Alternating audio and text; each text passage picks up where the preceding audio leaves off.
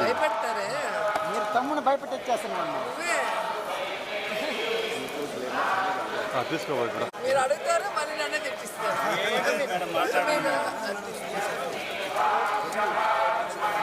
మాట్లాడండి మేడం, మాట్లాడండి వదిలేదు.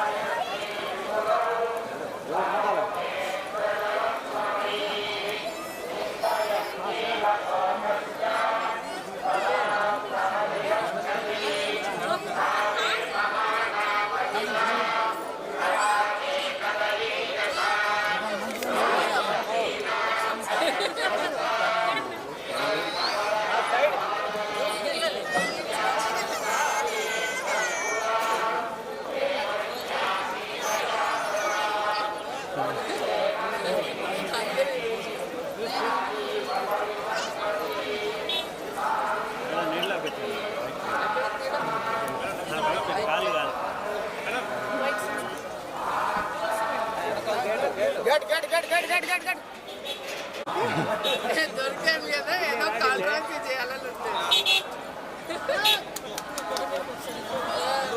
మాట్లాడుతుందా లేదా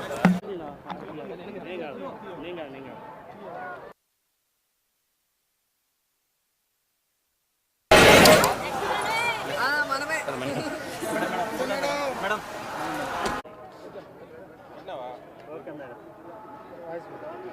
సో ఎప్పట్లాగే మన కలియుగ దైవం వెంకటేశ్వర స్వామి దర్శనం చేసుకొని ఆశీస్సులు తీసుకొని వెళ్తున్నాను. అండ్ ఈరోజు అందరూ కూడా రావటం మీరు అందరూ గమనిస్తున్నారు. అండ్ June 4th రిజల్ట్స్ వస్తున్నాయి కాబట్టి ప్రజలు మీడియా అంతా కూడా చాలా ఆతృతగా ఎదురు చూస్తుంది. ఎవరికి కావాల్సిన స్టోరీలు వాళ్ళు వండుతున్నారు అనేది మనం గమనిస్తూనే ఉన్నాం.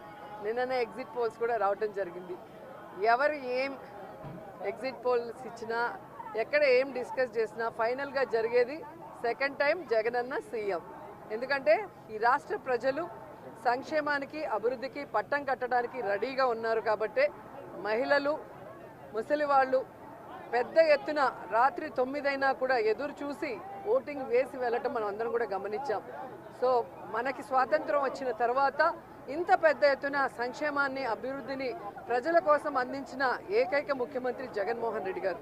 రాష్ట్రం విడిపోయి నష్టాల్లో కష్టాల్లో ఉన్నా కూడా ప్రభుత్వ బాధ్యతగా ప్రజలకి మంచి చేయాలి, రాష్ట్రాన్ని అభివృద్ధి వైపుకు నడిపించాలి అని చిత్తశుద్ధితో పారదర్శక పరిపాలన అందించారు. కాబట్టే ఈరోజు మేమంతా కూడా చాలా కాన్ఫిడెంట్గా ఉన్నామన్న విషయాన్ని మీ అందరికీ తెలియజేసుకుంటున్నాను.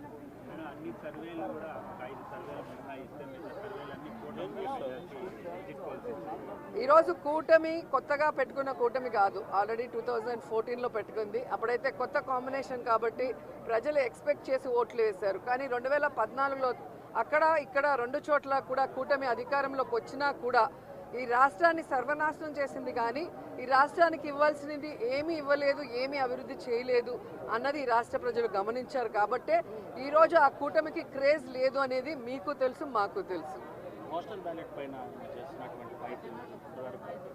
ఖచ్చితంగా ఈరోజు ప్రజలందరూ కూడా గమనించాల్సిన విషయం, వ్యవస్థలు ఏ విధంగా ఈరోజు చంద్రబాబు నాయుడు చేతిలో వాళ్ళు ఇష్టానుసారం చేస్తున్నారో మనం గమనిస్తున్నాం. ఆ విషయాల్ని ఇష్టానుసారం ఎలక్షన్స్ అప్పుడు మార్చేయటం, అలాగే కేసులు పెట్టించడం వైఎస్ఆర్సీపీ నాయకుల మీద.